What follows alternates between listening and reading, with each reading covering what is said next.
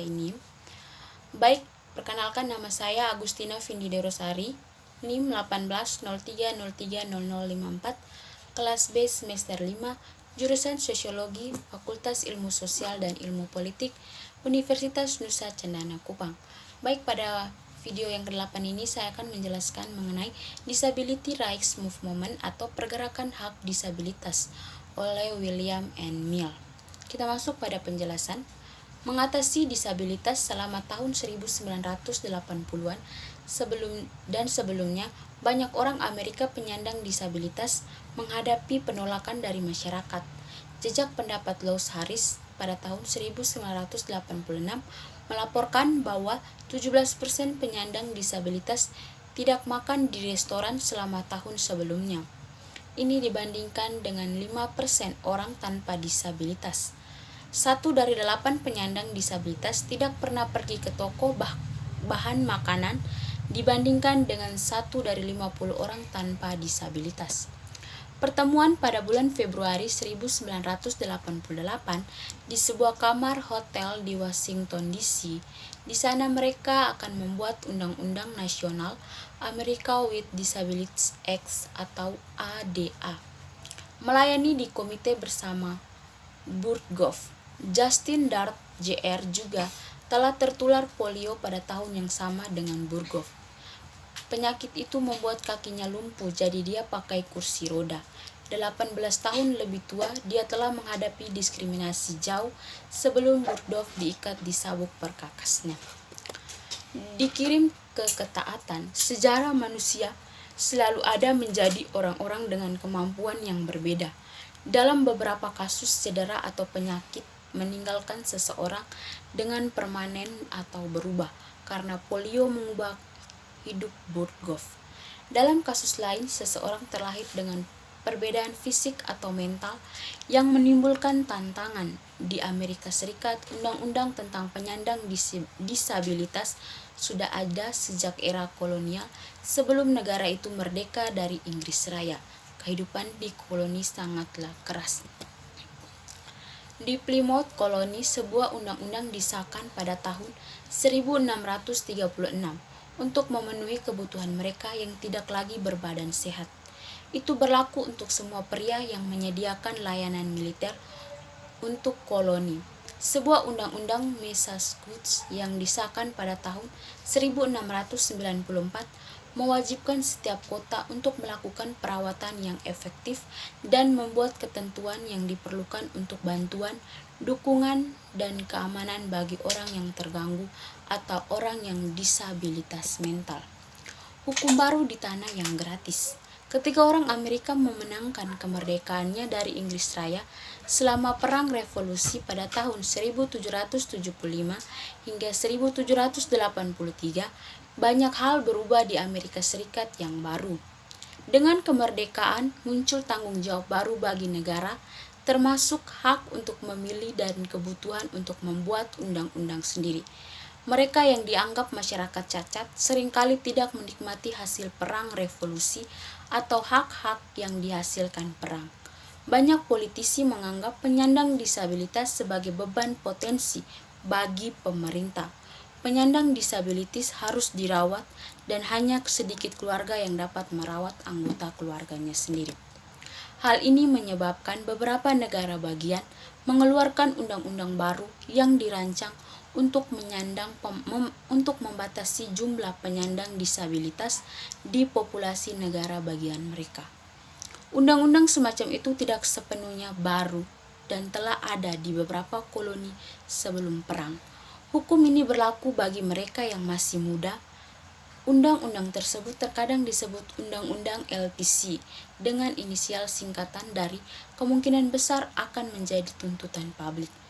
Undang-undang lain yang berprasangka buruk terhadap penyandang disabilitas disahkan selama beberapa dekade setelah Revolusi Amerika. Selama era koloni dan revolusioner, orang-orang Amerika melakukan upaya untuk meningkatkan sekolah untuk tuli dan buta. Para reformis di tahun 1800-an juga bekerja untuk mengembangkan fasilitas baru untuk perawatan dan pendidikan bagi tunarungu dan tunanetra. pada tahun 1817, Lauren kehidupan orang-orang yang kurang beruntung, termasuk yatim piatu, orang miskin, dan orang-orang dengan penyakit mental. Hanya beberapa institusi yang dibangun, baik swasta maupun publik. Pada awal 1800-an, beberapa negara bagian mulai membangun fasilitas semacam itu, termasuk penjara yang diperbaiki untuk penjahat dan almoses. Bangkitnya lembaga disabilitas. Selama 20 tahun pertama, tahun 1900-an, orang Amerika mengalami era perubahan sosial dan politik. Periode ini kemudian dikenal sebagai era progresif. Sejumlah besar orang mendukung reformasi politik, termasuk undang-undang baru yang melindungi pekerja, perempuan, anak-anak, dan lainnya. Beberapa undang-undang progresif membantu mereka yang menderita cacat karena kecelakaan kerja. Undang-undang baru yang menetapkan kompensasi pekerja tersebar di seluruh negeri. Banyak institusi dan sekolah baru telah didirikan untuk para penyandang disabilitas selama dekade-dekade menjelang tahun 1900-an. Para progresif mulai memperlengkapi kembali beberapa institusi tersebut. Beberapa ahli menyarankan agar lembaga penyandang disabilitas diatur secara berbeda, sebuah perubahan yang disebut secara rencana koloni. Lembaga sebelumnya telah berusaha untuk mendidik dan bahkan membantu transisi penyandang disabilitas kembali ke masyarakat. Rencana koloni merupakan upaya untuk mengeluarkan penyandang disabilitas. Undang-undang baru yang mendukung orang penyakit.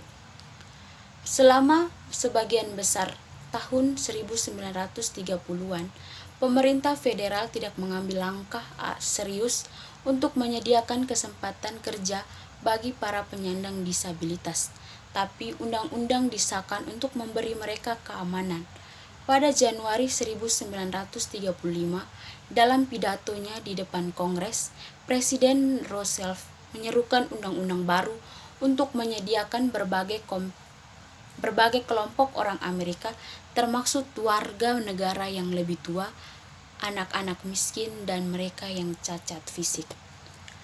Hasil dari RUU Keamanan Ekonomi yang menciptakan kerangka kerja untuk 3 program federal kesejahteraan, kompensasi pengangguran, dan asuransi hari tua. Selama musim panas tahun 1935, RUU yang diusulkan mengalami berbagai perubahan, hanya untuk muncul sebagai undang-undang jaminan sosial. Undang-undang baru ditandatangani oleh Roosevelt pada 14 Agustus tahun 1935. Negara bagian bertanggung jawab atas pembayaran, pengangguran, dan program kesejahteraan, meskipun pemerintah federal menyediakan sebagian besar uang. Undang-undang Jaminan Sosial tahun 1935 mencapai lebih dari itu. Untuk pertama kalinya dalam sejarah Amerika Serikat, rehabilitasi kejuruan memperoleh kewenangan dan penandaan permanen sebagai program pemerintah. Jutaan dolar federal disisihkan untuk rehabilitasi kejuruan dan untuk merawat anak-anak penyandang cacat. Pemerintah federal mendedikasi lebih banyak sumber daya dan uang untuk para penyandang disabilitas di negara ini daripada sebelumnya. Namun, hanya 2 kelompok penyandang disabilitas yang langsung menerima manfaat tunai sejak tahun 1935, hukum tunanetra dan anak-anak penyandang cacat. Polio, perang, dan tampilan baru. Bagi banyak orang di negara itu, penyandang cacat terus menjadi perjuangan. Mayoritas orang terus melakukan diskriminasi terhadap orang lain penyandang cacat. Seringkali diskriminasi ini didasarkan pada kurangnya pemahaman masyarakat tentang disabilitas dan orang yang tinggal bersama mereka. Pada saat depresi hebat, satu penyakit menyebabkan orang Amerika menderita apa artinya hidup dengan disabilitas. Penyakit itu adalah polio. Penyintas polio termasuk dalam setiap kelas dan kelompok sosial di negara ini. Banyak yang muncul dari pengalaman menggunakan kursi roda, kruk, atau penyangga kaki. Organisasi itu didanai secara pribadi. Ini menyediakan penyangga kaki, kursi roda, dan perangkat lain untuk kaum muda yang berjuang dengan polio, yang keluarganya juga tidak mampu membeli sendiri peralatan tersebut. Dana juga digunakan untuk membayar Pencegahan dan Penelitian Polio. Dalam beberapa tahun sejak didirikan, NFIP akan berganti nama epidemi polio membuat lebih banyak orang Amerika menjadi aktivitas hak disabilitas. Orang Amerika tidak bisa lagi melihat ke arah lain. Era baru aktivisme segera bangkit. Kampanye March of Dimes yang dimaksudkan untuk mendukung anak korban polio didirikan pada tahun 1938. Aktivis lain berusaha untuk mengungkapkan kondisi buruk yang sering ditemukan di lembaga-lembaga negara untuk penyandang disabilitas, termasuk rumah sakit jiwa dan institusi psikiatri. Perang Dunia Kedua. Sebagai perang Amerika Serikat sebelumnya telah membawa perubahan bagi para penyandang disabilitas. Begitu pula Perang Dunia II pada tahun 1939 hingga 1945, pemerintah federal mengalihkan perjuangan dari memerangi depresi hebat menjadi melawan Jerman, Italia, dan Jepang yang menyerang pangkalan militer Amerika Serikat di Hawaii pada bulan Desember tahun 1941. Kebijakan tenaga kerja pemerintah pada masa perang sebagian besar masih tidak ramah terhadap para penyandang disabilitas. Tapi saat perang berlanjut, kekurangan tenaga kerja semakin memburuk. Lapangan penyandang disabilitas seperti telah diubah. Antara tahun 1940 dan 1950, pemerintah Amerika Serikat memperkerjakan hampir 2 juta pekerja penyandang disabilitas. Independen Gerakan Hidup. Tahun-tahun setelah berakhirnya Perang Dunia II, jalannya gerakan kecacatan berubah secara dramatis. Advokat untuk penyandang disabilitas mulai menggunakan, tidak seperti sebelumnya, bahasa yang menekankan hak asasi manusia, kesetaraan, dan diskriminasi. Penyandang disabilitas tidak lagi menerima sikap sosial yang mengharapkan mereka untuk diam, tidak terlihat, dan menyendiri. Individu dengan penyandang cacat bersiap untuk tempat yang lebih besar dalam masyarakat dan mengharapkan masyarakat untuk menyesuaikan diri mereka daripada sebaliknya. Prasangka dan diskriminasi terhadap mereka adalah hal-hal yang sebelumnya diterima oleh banyak orang Amerika penyandang disabilitas sebagai cara hidup mereka, tetapi sekarang tidak lagi. Untuk membantu penyandang disabilitas mempersiapkan diri untuk hidup dalam arus utama mengubah model cacat di masa lalu, masyarakat memahami disabilitas melalui apa yang disebut masyarakat. Pemerintah mengembangkan lebih banyak program rehabilitasi. Dunia Perang II ditambah depresi hebat telah secara serius mengubah peran pemerintah dalam kehidupan para penyandang disabilitas. Sepanjang daftar layanan rehabilitas dibutuhkan. Satu undang-undang semacam itu disahkan selama pemerintah dari Presiden Lyndon B. Hidup independen. Ide hidup mandiri mulai menyebar ke seluruh negeri. Hidup mandiri lebih dari sekedar hidup sendiri. Selama lebih dari 150 tahun, tren dukungan untuk penyandang disabilitas Amerika adalah pengemban institusi. Ada sekolah untuk orang buta dan tuli. Seringkali lembaga-lembaga ini menyediakan tempat perlindungan, dan Eunice Kennedy Shaffer, seorang pendukung hak bagi penyandang disabilitas, mengunjungi siswa di sekolah Margaret. Gerakan ini berfokus pada membantu menciptakan dunia mini di mana individu dapat hidup tanpa bergantung pada institusi. Melalui perubahan yang dibawa oleh gerakan hidup mandiri, penyandang disabilitas dapat menjalani kehidupan yang serupa dengan mereka yang bukan penyandang disabilitas.